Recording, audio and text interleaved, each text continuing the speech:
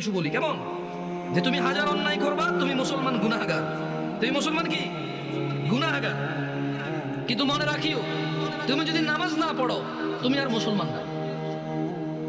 লুতুপুতু কথা বহু হয়েছে 1450 বছর, বুঝছো? হানাফি, শাফি, মালিকি, হাম্বলি দিয়ে বহু হয়েছে। বুকে বাঁধা, নাভির নিচে বাঁধা, আমি নাচতে জোরে বলা নিয়ে বহু ঝগড়া করেছে। এবার বাদ দাও, পদ্ধতিতে যাইও না, পড়ো আগে নামাজ।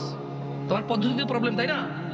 মানে আমার পদ্ধতির সাথে তোমার পদ্ধতির প্রবলেম, তাই তো? ওকে, এটাকে এক সাইডে রাখো, পড়ো পড়ো পড়ো। আমার নামাজ পড়ার পদ্ধতিতে তোমার আপত্তি, আমার নামাজ পড়ানোর পদ্ধতিতে তোমার আপত্তি, ওকে। তর্কের খাতিরে তোমার সাথে তর্ক করলাম না, তুমিও করিও না, তর্ক পরিহার করো, এতে রহমত। বেহুদা তর্ক করিও না, সালাত শুরু করো। 1000 অপরাধের মধ্যে একটা অপরাধ তুমি পাবা না এরকম নামাজ ত্যাগ করার মতো অপরাধ। তোমার এই পৃথিবীর কোন নেক আমল হিসেব হবে না নামাজের আগে। যার নামাজ ঠিক থাকবে তার সব ঠিক থাকবে।